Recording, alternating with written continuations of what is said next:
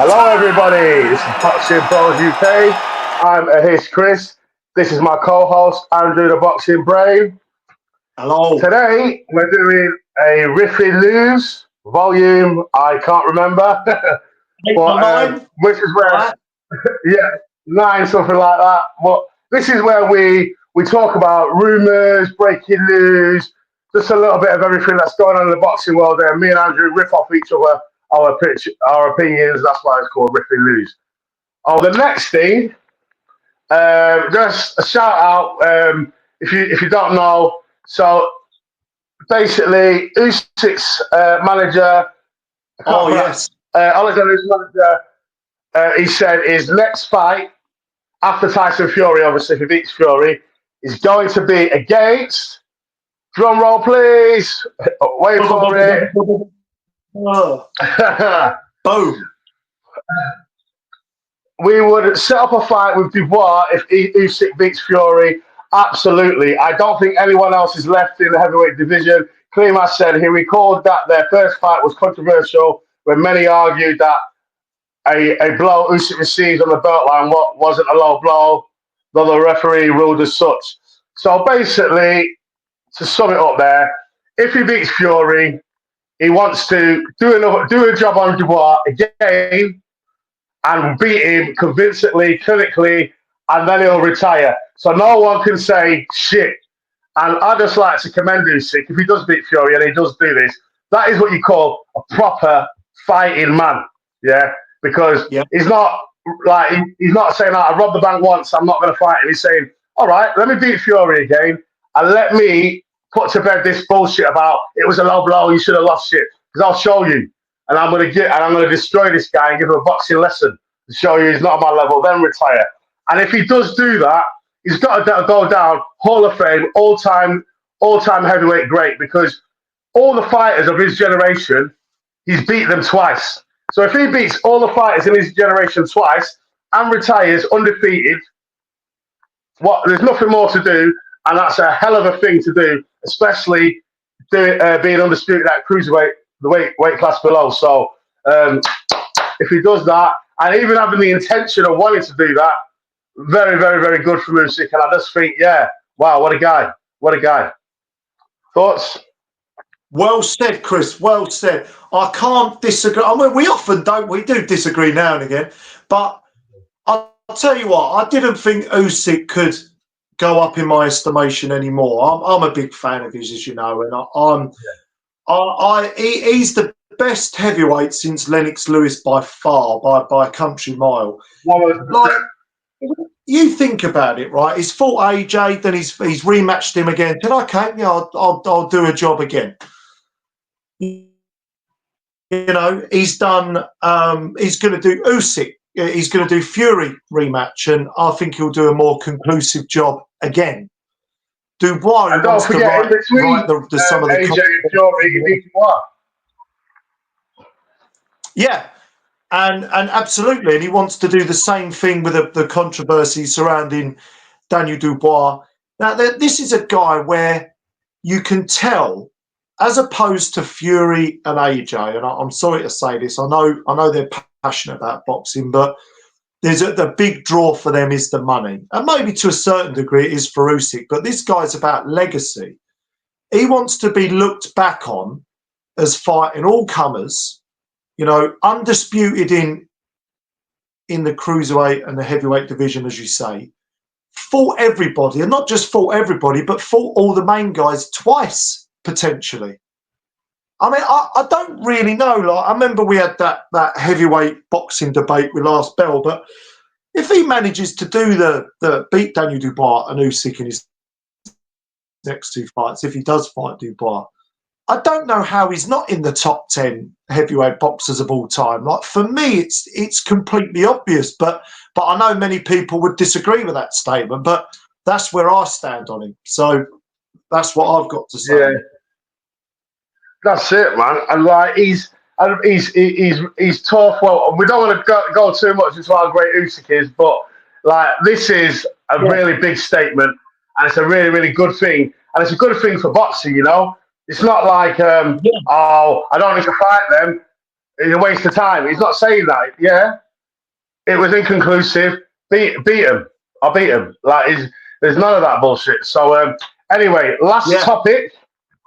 The last topic for the Riffin news, yeah, is where is it? Where is it? Boom!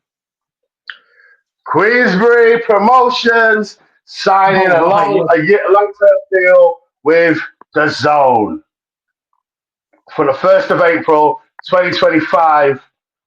The exclusive global broadcast partner of Queensbury Promotions, bringing the elite boxing events to fans worldwide for the first time, is Dazn, to unify premium boxing content on a single platform, with Queensbury joining Matchroom, Golden Boy, Misfits.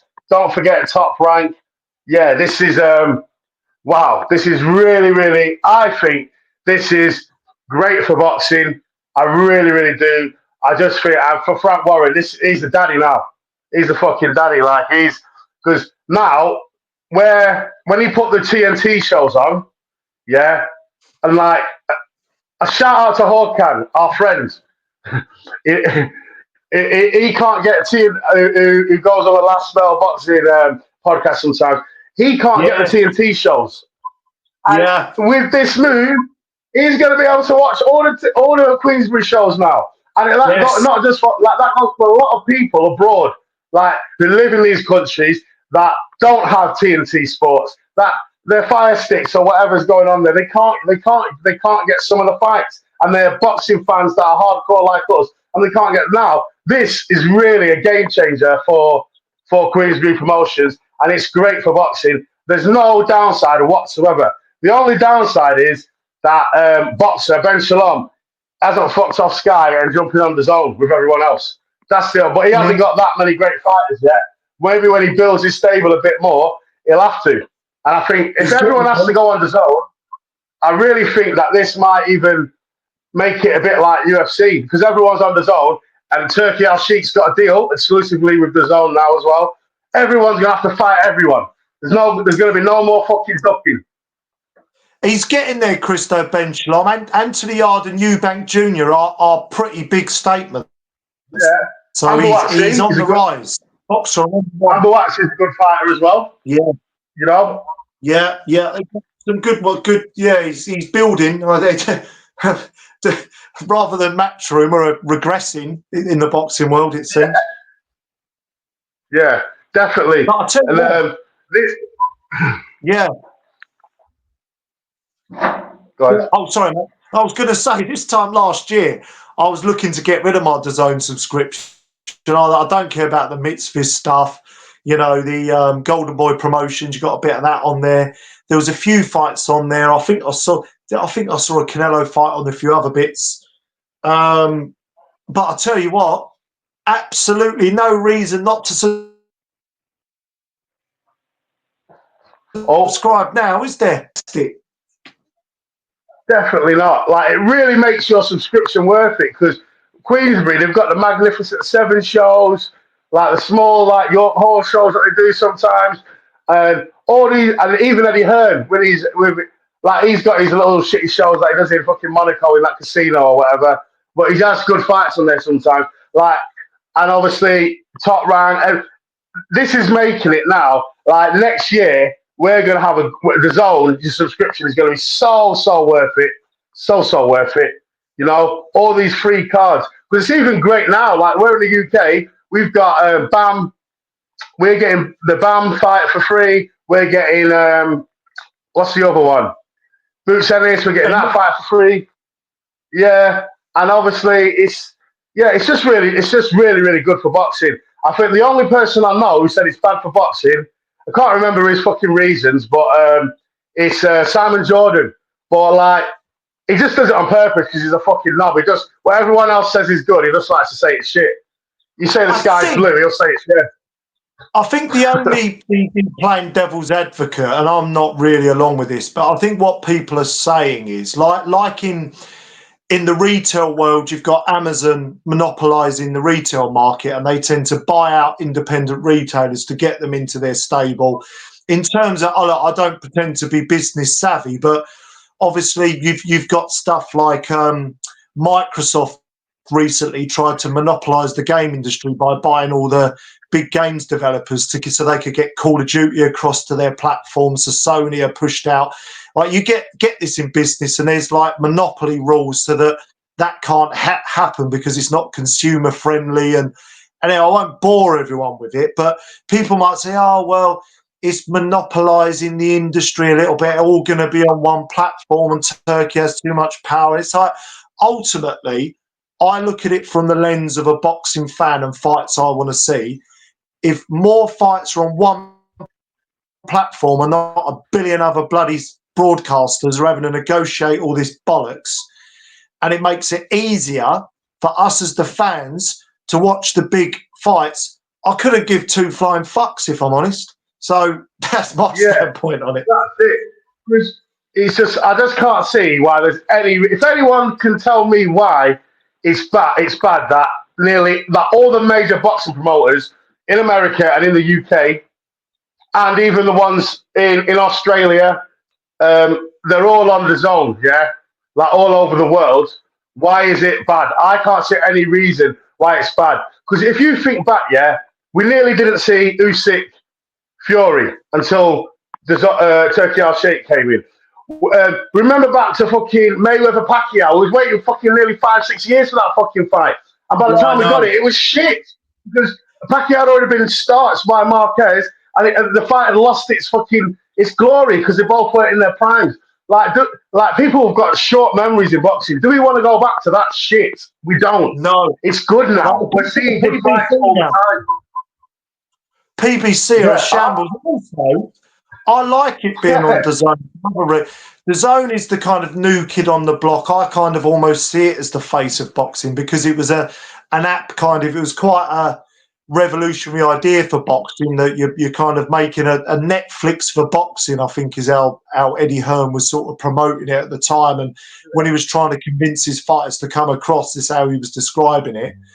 You can get that app on all your games consoles. I'm not saying the others could do that at some point, but it's quite user friendly. I think it's for me personally, and how I like to consume content and how I see Dazn.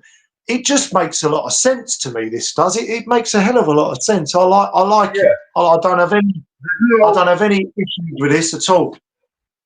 Yeah, there's no bad thing about it really. I don't know why Simon. I know why Simon Jordan's moaning about it because he just likes to go against the grain to get his views because he's a knob and he likes feeling that. And that's why it's funny. But apart from him, I'll have to watch it on TalkSport. I can't remember why he said it's not that great. The only thing is, sometimes the streams fuck up a little bit, which pisses me off. Sometimes, But, however, if everybody is buying us their own subscription, they can fucking make it better. They can make the streams better, invest more money into the fiber optics or whatever it is that makes it work. It's a bit like a server with an online game. But the more people that are on it, they have to then, like you say, put more resources and manpower to stress test it to make sure it runs efficiently. So that would end up being sorted out anyway. So the more money, the better they can stress test it or whatever. Like, it's just a win-win-win situation, and I'm glad it's happening. And then the sport that we love can go out to the world more. People who don't get to watch TNT fights, people who can't fucking watch like local fights in America, whatever. ESPN fights when it was on ESPN. All that, it's great. This is great for boxing. Great move. Very happy about it. Onwards and upwards. One final point. I know we're going a little bit over, but we get excited, people. We get carried away. What can we say? Yeah, we do. All of those people that love the misfit stuff, which look, I don't like it. I'm just going to be honest. I don't like the misfit stuff. I don't really like the crossover stuff.